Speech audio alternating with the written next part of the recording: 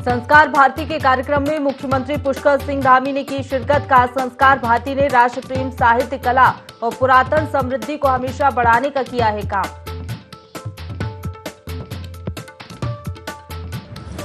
हरिद्वार में शराब से हुई मौतों पर सीएम धामी की बड़ी कार्रवाई। आबकारी निरीक्षक समेत 9 कर्मचारियों को किया निलंबित। कहा दोषियों पर की जाएगी सख्त से सख्त कार्रवाई।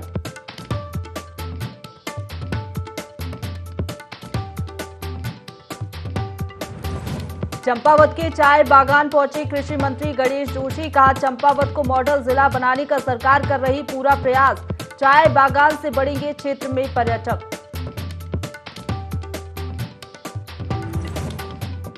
देहरादून में डेंगू की रोकथाम के लिए प्रशासन ने उठाए सख्त कदम। जिलाधिकारी ने सभी अधिकारियों को दिए जरूरी दिशा निर्देश। सभी क्षेत्रों में किया जाए फॉगिंग मशीन से छिड़काव। चंपावत में डीएम की निगरानी में चलाया जा रहा है विशेष स्वच्छता अभियान। लोग बढ़ चढ़कर ले रहे हिस्सा। डीएम बोले सभी को मिलजुल कर रखना चाहिए शहर को स्वच्छ।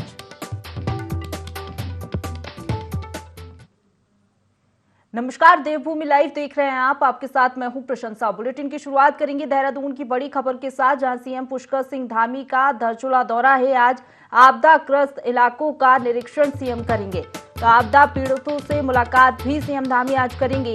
राहत बचाव कार्य का जायजा सीएम लेंगे। तो खोतिला में काली नदी में जल प्रलय आया था। 30 मकान पानी में समा गए हैं और बड़ा नुकसान वहां पर हुआ है। इसी के चलते सीएम धामी आज पहुंचेंगे और राहत बचाव कार्य का जायजा लेते हुए नजर आएंगे। तो बड़ी खबर देहरादून से, सीएम धामी धारचूला के दौरे पर आज रहेंगे। आपदाग्रस्त इलाकों का निरीक्षण करते हुए वो नजर आएंगे। बता दें भारी तबाही धारचूला में हुई है। आपदा पीड़ितों से सीएम धामी मुलाकात करेंगे। राहत बचाव कार्य का जायजा वो लेंगे। बता दें नेपाल में बादल फट गया था और बादल फटने से भारी तबाही हुई है। कई लोगों के मकान ढह गए हैं। इसी खबर पर ज्यादा जानकारी के साथ principal correspondent Kailash Visht live जुड़ गए, उनका रुख करेंगे। कैलाश, आज सीएम धामी खुद निरीक्षण करने के लिए पहुंचेंगे आपदाग्रस्त इलाकों में, क्या जानकारी है, कब तक वो रवाना हो जाएंगे?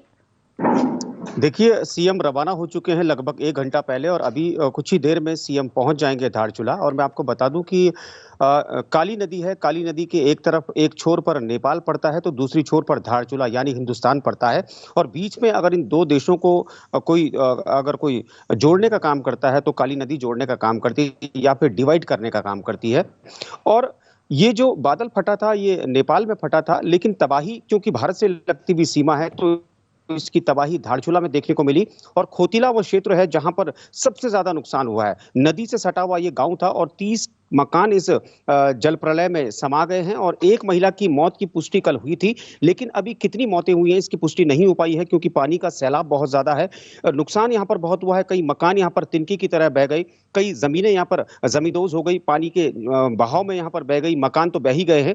और यहाँ पर मुख्यमंत्री, क्योंकि गृह क्षेत्र पड़ता है मुख्यमंत्री का धारचूला क्षेत्र से ही ताल्लुक रखते हैं मुख्यमंत्री, तो लिहाजा उनका जाना बनता भी था। उन्होंने कल जाना था लेकिन कल कार्यक्रम भी थे और मौसम अनुकूल नहीं था कि हेलीकॉप्टर उड़ान भर सके।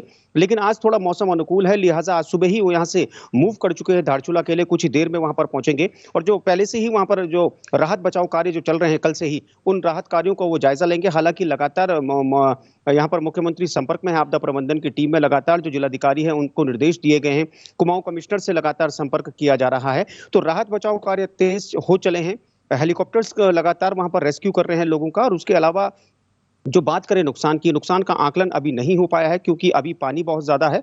और जो राजस्व जो क्षेत्र है, राजस्व की जो टीमें हैं, उन तमाम टीमों को लगा दिया गया है आकलन करने का कि जैसे ही पानी कम होता है तो आप आकलन करें कि कितना नुकसान राजस्व को हुआ है। तो जाहिर तौर पर ये एक बहुत बड़ी त्रासदी थी, बहुत बड़ा जल प्रलय था और इस जल प्रलय में लोगों को बहुत ज्यादा नुकसान हुआ है। लेकिन एक्चुअल कितना है ये बाद में ही मालूम पड़ेगा। लेकिन हाँ, मुख्यमंत्री आज पीड़ितों से भी वहां पर मिलेंगे, वहां पर पैदल वहां पर निरीक्षण करेंगे और जानेंगे वहां पर हालचाल उन पीड़ितों का जिनका काफी नुकसान हुआ है। जी बिल्कुल कैलाश, राहत बचाव कार्य की बात करें तो कितना समय और लग जाएगा, कब तक राहत बचाव कार्य चल सकता है? और काली नदी की बात करें तो जो आसपास के इलाके हैं और जो आसपास लोग बसे हुए थे उनको क्या शिफ्ट कर दिया गया है वहां से?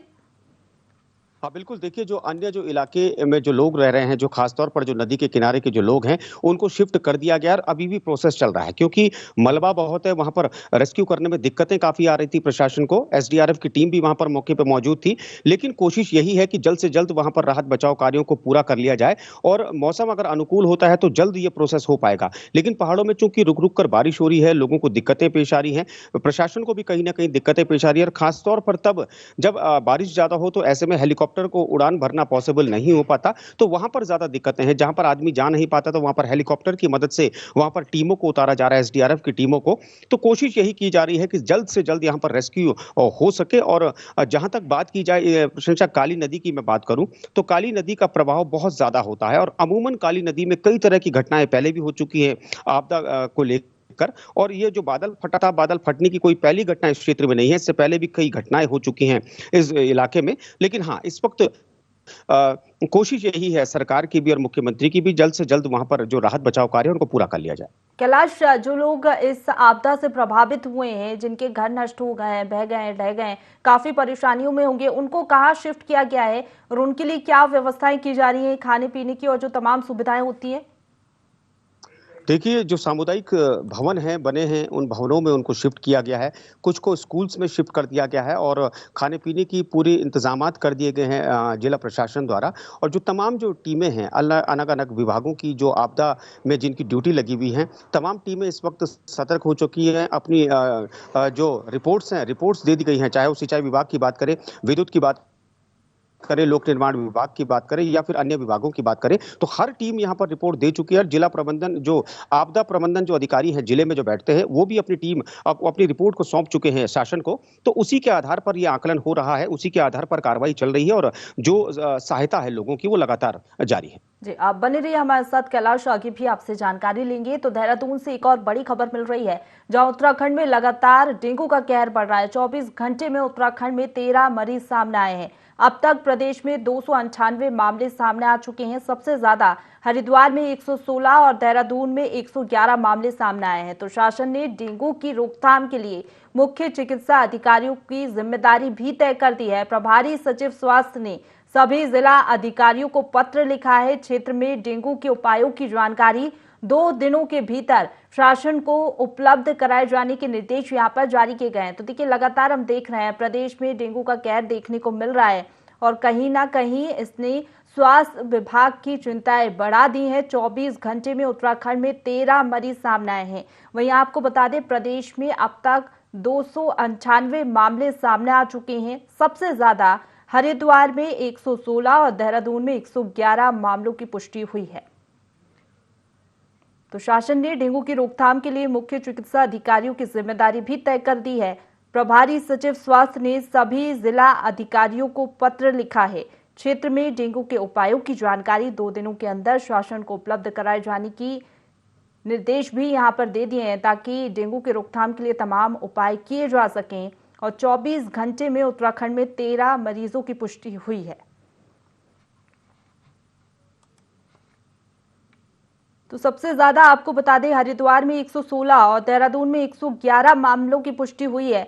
ऐसे में स्वास्थ्य विभाग की चिंताएं भी कहीं ना कहीं बढ़ गई हैं। इसी खबर पर ज्यादा जानकारी के साथ कैलाश विष्ट लाइव हमारे साथ बने हुए हैं। कैलाश, डेंगू का कहर लगातार बढ़ रहा है, स्वास्थ्य विभाग की चिंताएं भी बढ़ गई हैं बढ़ते आंकड़े के साथ।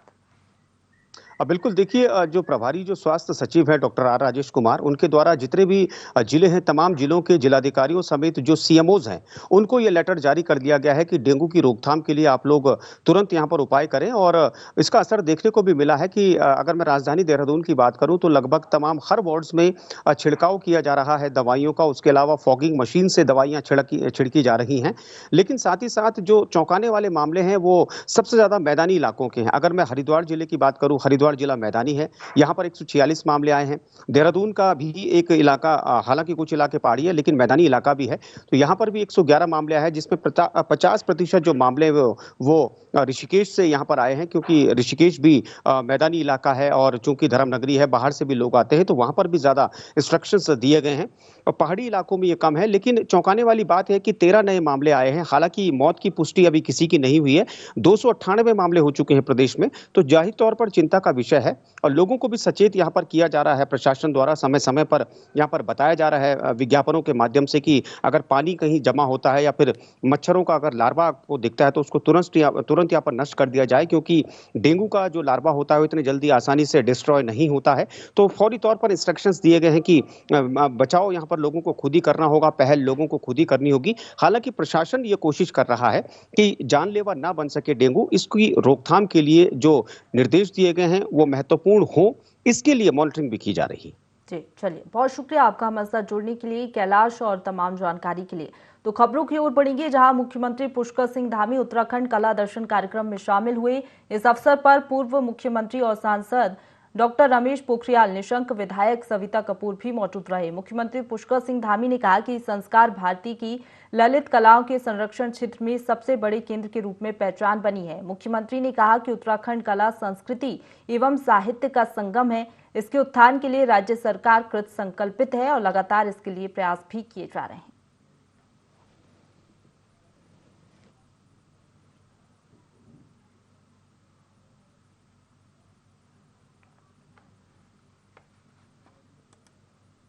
तो मुख्यमंत्री पुष्कर सिंह धामी उत्तराखंड कला दर्शन कार्यक्रम में शामिल हुए। इस अवसर पर उनके साथ सांसद डॉक्टर रमेश पोखरियाल निशंक, विधायक सविता कपूर भी मौजूद रही। मुख्यमंत्री पुष्कर सिंह धामी ने कहा कि संस्कार भारती की ललित कलाओं के संरक्षण क्षेत्र में सबसे बड़े केंद्र के रूप में पहचान बनी है।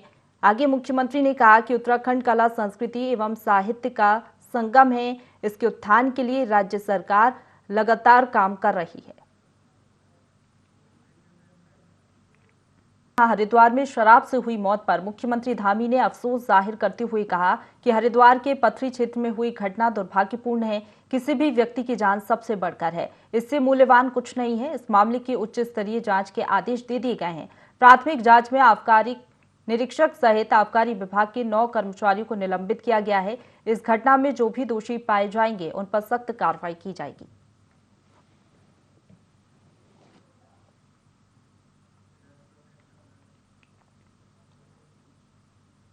आगे बढ़ेंगे, कैबिनेट मंत्री गणेश जोशी चंपावत दौरे पर रहे। इस दौरान उन्होंने चाय बागान का निरीक्षण किया। उन्होंने कहा कि टी पर्यटन के रूप में इस क्षेत्र को विकसित किया जा रहा है। मंत्री गणेश जोशी ने कहा कि जनपद चंपावत एक मॉडल जिले के रूप में आगे बढ़ रहा है।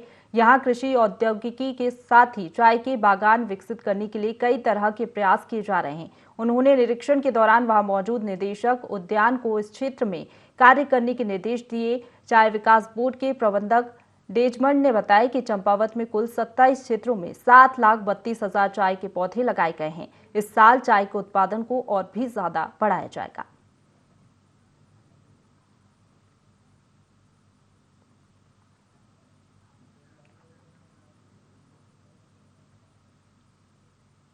आगे बढ़ेंगे, बाजपुर के मुंडिया कला में एक मजदूर की मौत हो गई। जो मजदूरी कर अपने घर लौटा था, तभी अचानक तबीयत खराब हो गई, जिसकी एक निजी अस्पताल में इलाज के दौरान मौत हो गई है। वहीं परिजन शव को घर ले गए, जहां किसी व्यक्ति ने पुलिस को फांसी लगाकर आत्महत्या की खबर दी। मौके पर पहुंची पुलिस ने शव को कब्जे में लेकर पोस्टमार्टम के लिए भेज दिया है। कला की घटना है एक, अभी 112 को सूचना मिली थी, तो उनके घर वहाँ 112 गई, तो उनके घर वालों का कहना था कि इसकी जो है वो पेट में दर्द हुआ था, उसकी वजह से जो है इसकी मृत्यु हुई है बीमारी से। तो उसको पहले ये हॉस्पिटल भी ले गए, वहाँ डॉक्टरों ने उसको मृत घोषित कर दिया। उसके बाद घर पर ले आए। घर पर लाने के पश्चात 112 को सूचना थी, तो 112 को ये शक हुआ हैंगिंग कर रखी है या कुछ इस प्रकार का जो है वो चीज़ उसमें पाई गई। उसका पंचायतनामा भर करके जो है पोस्टमार्टम के लिए सरकारी हॉस्पिटल में ले आए हैं। पोस्टमार्टम की जो भी रिपोर्ट आएगी फिर उसके बाद अगली कार्रवाई की जाएगी। हल्द्वानी में पहाड़ी आर्मी ने उत्तराखंड मुक्त विद्यालय में नियुक्तियों पर सवाल उठाए हैं। उन्होंने मुक्त विश्वविद्यालय के कुलपति और उच्च शिक्षा मंत्री पर आरोप लगाए हैं। उनका कहना है कि भाजपा, आरएसएस और विद्यार्थी परिषद से जुड़े कई बड़े पदाधिकारियों और करीबियों को उनकी योग्यता से बड़े पदों पर नियुक्तियां दी गई हैं। ये सब कुलपति और उच्च शिक्षा मंत्री के इशारे पर हुआ है। हम राज्य सरकार से सीबीआई जांच की मांग करेंगे। 14 सितंबर को इसके लिए जन आक्रोश रैली भी निकाली जाएगी। भर्ती घोटालों का जिस समय ये खुलासा होने जा रहा है, यूकेपीएससी से है, यूकेएससी से कहिए या तमाम आयोगों में अपने रिश्तेदारों को भरने की जो बात है, मैंने कुछ आईटीआई के थ्रू और कुछ इन्फॉर्मेशन कलेक्ट की, तो इसमें मुझे पता चल रहा है कि इस उत्तराखंड ओपन यूनिवर्सिटी में 150 से ज़्यादा वैकेंसियाँ हुई है और उसमें सारे रिश्तेदार हैं, कोई आरएसएस के चहेते हैं, कोई भारतीय जनता पार्टी के एबीवी के चहेते हैं और कोई कांग्रेस के नेताओं के भी चहेते हैं। और हम चाहते हैं कि उत्तराखंड ओपन यूनिवर्सिटी की भी सीबीआई जांच हो। देहरादून में लगातार डेंगू का खतरा बढ़ता ही जा रहा है। इसे लेकर जिला प्रशासन भी अलर्ट मोड पर है। जिला अधिकारी सोनिका ने संभावित स्थलों का निरीक्षण किया, साथ ही जनमानस को डेंगू से बचाव और रोकथाम के लिए जागरूक किया। साथ ही जनपद में डेंगू की रोकथाम के लिए समस्त अधिकारियों को अभियान चलाने के निर्देश दिए।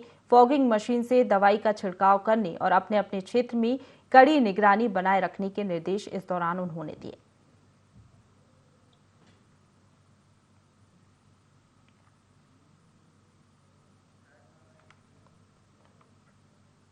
आगे बढ़ेंगे। हरिद्वार में शराब से हुई ग्रामीणों की मौत पर एक बार फिर से सियासत शुरू हो गई है। कांग्रेस इसके लिए भाजपा को दोषी ठहरा रही है। कांग्रेस के राष्ट्रीय सचिव व पूर्व विधायक काजी निजामुद्दीन ने प्रदेश सरकार पर लापरवाही के आरोप लगाए हैं। उन्होंने कहा कि धर्मनगरी हरिद्वार तीर्थ स्थल है, जहां लाखों की संख्या में श्रद्धालु पहुंचते हैं। यहां जहरीली शराब की बिक्री कैसे हो रही है? दरअसल हाल ही में लक्सर के पथरी थाना क्षेत्र में 2 दिन के अंदर कच्ची शराब पीने से 7 लोगों की मौत हो गई है, जिसके बाद सरकार विपक्ष के निशाने पर आ गई है और इसी को लेकर लगातार हमें सियासत भी देखने को मिल रही है। जिला हरिद्वार जो कि एक तीर्थ नगरी है, पूरे हिंदुस्तान से नहीं दुनिया से यहाँ तीर्थ के लिए लोग आते हैं। इस हरिद्वार जनपद को भारतीय जनता पार्टी ने अवैध शराब की स्थली बना दिया। पिछली सरकार के समय भारतीय जनता पार्टी की 50 लोगों से ज़्यादा की मौत हुई थी। आज यहाँ पर लगभग 7 लोगों की नकली शराब पीने से जान जा चुकी है और भी जाने यहाँ जा सकती हैं। उसी कांड में भारतीय जनता पार्टी ईमानदारी का चोला ओढ़ती है, धर्म की बात करती है और हरिद्वार जनपद को इन्होंने नशे का अड्डा बनाकर छोड़ दिया। तो भारतीय जनता पार्टी की भ्रष्ट सरकार को आत्ममंथन करना चाहिए। सांसद डॉक्टर रमेश पोखरियाल निशंक ने हरिद्वार में शराब पीने से हुई मौत पर चिंता जाहिर की है। सांसद रमेश पोखरियाल ने कहा कि ये बहुत ही दुखद घटना है और प्रदेश के सीएम ने इस पूरे घटनाक्रम को लेकर जांच के आदेश दे दिए हैं और जो दोषी होगा उसको किसी भी हाल में छोड़ा नहीं जाएगा। वहीं हरिद्वार जिला पंचायत चुनाव को लेकर उन्होंने कहा कि पहली बार बीजेपी पूर्ण बहुमत से अपनी सरकार बनाएगी। हरिद्वार जिले में बीते 7 से 8 सालों में जो काम हुआ है वह 70 सालों में भी नहीं हुआ है। हरिद्वार का जो मामला सामने आया, अभी मुख्यमंत्री जी ने कहा है कि उन्होंने जांच के आदेश दिए हैं और बहुत कड़ाई से जांच के आदेश दिए हैं। जो दोषी होगा उसको छोड़ा नहीं जाएगा, दंडित किया जाएगा। बहुत ही दुखद घटना है और मैं अभी हरिद्वार के लिए ही निकल रहा हूँ। धारचूला बाजार में बादल फटने से जलभराव की स्थिति उत्पन्न हो गई है। काली नदी का भी जलस्तर खतरे के लेवल से ऊपर चला गया है। धारचूला तहसील के खोतिला ग्राम में बादल फटने से एक महिला की मौत भी हो गई है। इधर जिला प्रशासन के द्वारा प्रभावितों का रेस्क्यू अभियान चलाया जा रहा है। प्रशासन के द्वारा प्रभावितों के लिए धारचूला स्टेडियम में सभी के रहने और खाने पीने की व्यवस्था कर दी गई है। वहीं 30 से 35 आवासीय मकानों में जलभराव के कारण मलबा और पानी भर गया है। रेस्क्यू टीम मौके का निरीक्षण कर क्षति का भी आकलन कर रही है। कल रात से लगातार हम मतलब अपना प्रयास जारी रखे हुए हैं कि जैसे भी हम इन लोगों की मदद कर पाएँ। अब ये प्राकृतिक आपदा है, किसी का कंट्रोल इसमें है नहीं, लेकिन हम जहाँ तक प्रयास है कि जितना भी जिस आदमी का नुकसान हुआ है उसका आकलन करके उसकी रिपोर्ट आगे भेजेंगे और जितना आर्थिक सहायता मदद इनको मिल पाए उतना दिलाएंगे हम। इस बारिश से धारचूला मार्केट पे काफ़ी सारी दुकानों पर मलबा घुस गया, जिससे सफाई का कार्य किया जा रहा है। रात की बारिश से नदी में जल स्तर बढ़ने से धारचूला बाजार से लगा हुआ खोतिला गांव पे जो नदी के किनारे मकान बने थे उनमें मलबा चला गया। पानी जलभराव की स्थिति, एक महिला की मृत्यु की सूचना प्राप्त हुई है। अन्य सभी कार्यों के लिए रेस्क्यू किया जा रहा है, जिसमें एनडीआरएफ, एसडीआरएफ और हेली लगे। आजादी के आंदोलन में अहम भूमिका निभाने वाले भारत रत्न पंडित गोविंद बल्लभ पंत की जयंती पर उत्तराखंड के सीएम पुष्कर सिंह धामी ने उन्हें श्रद्धा सुमन अर्पित किए। इस दौरान सीएम धामी ने कहा कि पंडित गोविंद बल्लभ पंत के बलिदान को हमेशा याद रखा जाएगा। उन्होंने कहा कि पंडित गोविंद बल्लभ पंत के सपने के अनुरूप हम उत्तराखंड को आगे बढ़ाने का काम कर रहे हैं। वहीं राज्य लोक सेवा आयोग को परीक्षा हस्तांतरित करने के मामले में उन्होंने कहा कि पहले एक कंपनी काम कर रही थी, लेकिन अभी हम लोग विश्लेषण कर रहे हैं और जिन परीक्षाओं के रिजल्ट नहीं निकले हैं उन पर हम विचार कर रहे हैं। इसके साथ ही धारचूला में आई आपदा को लेकर सीएम पुष्कर सिंह धामी ने कहा कि इस वक्त वहां पर सरकार राहत बचाव कार्य कर रही है। भारत रत्न पंडित गोविंद वल्लभ पंत जी की जयंती है। इस जयंती के अवसर पर हम उनको श्रद्धासुमन अर्पित करते हैं और उन्होंने जो भारतवर्ष के लिए किया, तमाम स्वतंत्रता संग्राम के दौरान पूरे देश को नेतृत्व देने का काम किया, एक उनसे प्रेरणा लेकर हमारी सभी नौजवान पीढ़ी, हमारे आने वाले बच्चे, सब लोग हम उस दिशा में काम करें, यही उनको आज के दिवस। एक ही कंपनी के द्वारा सारी परीक्षाएं करवाई गई हैं। जो भी धांधली के जो प्रकरण आए हैं वो एक ही कंपनी के आए हैं। जब से भी ये कंपनी काम कर रही है, जब से आयोग बना है, जो भी परीक्षाएं जिनके रिजल्ट नहीं निकले हैं उनके बारे में हम विचार कर रहे हैं। वैसे तो उस क्षेत्र में प्रत्येक वर्ष भूस्खलन की और आपदा की घटनाएं होती थी। देर रात्रि को 55 जो परिवार हैं वो परिवार पूरी तरह से वहाँ पर नुकसान हो गया है, पूरी तरह से वो रह गए हैं और हम लोग लगातार वहाँ पर संपर्क में हैं। हमारे पूरे प्रशासन के लोग लगे हुए हैं, सभी अधिकारीगण लगे हुए हैं। इस समय में जो भी बचाव काम है, राहत का काम है, वह सब किया जा रहा है। हरिद्वार में होने वाले त्रिस्तरीय पंचायत चुनाव में जीत हासिल करने बीजेपी जुट गई है। बीजेपी के दिग्गज हरिद्वार में जमे हुए हैं। नामांकन प्रक्रिया पूरी होने के बाद भाजपा के प्रदेश अध्यक्ष महेंद्र भट्ट, सांसद रमेश पोखरियाल निशंक, राज्यसभा सांसद नरेश बंसल और पूर्व प्रदेश अध्यक्ष मदन कौशिक समेत कई बड़े नेताओं ने हरिद्वार में बैठक की। बैठक में सभी प्रत्याशियों को जीत का मूल मंत्र दिया गया। प्रदेश अध्यक्ष महेंद्र भट्ट ने दावा किया है कि हरिद्वार में 2/3 बहुमत से भारतीय जनता पार्टी के प्रत्याशी चुनाव जीतेंगे और अपना अध्यक्ष भी बनाएंगे। ही लोग आज यहाँ पर हैं। हमको भरोसा है जब दिल्ली में हमारी सरकार है, उत्तराखंड में हमारी सरकार है, तो हरिद्वार के जो जिला पंचायत पर पहली बार ऐसे सशक्त सरकार हम बनाएंगे कि लोगों को इस पर गर्व होगा। हम हर एक सीट को जीतेंगे। पूरा हरिद्वार का माहौल बदला हुआ है। हर व्यक्ति को लगता है कि क्यों, जब केंद्र में बीजेपी की सरकार है, राज्य में बीजेपी की सरकार है, तो क्यों नहीं हम इस जिले में बीजेपी की सरकार बनाएंगे। देखिए, अभी हमने प्रत्याशी घोषित किए थे उन सबसे हमारी वार्ता हुई है। चुनाव प्रबंधन के दृष्टिकोण से क्या क्या करना चाहिए उस पर चर्चा हुई है। अभी हमारी 2 बैठकें भी और हैं।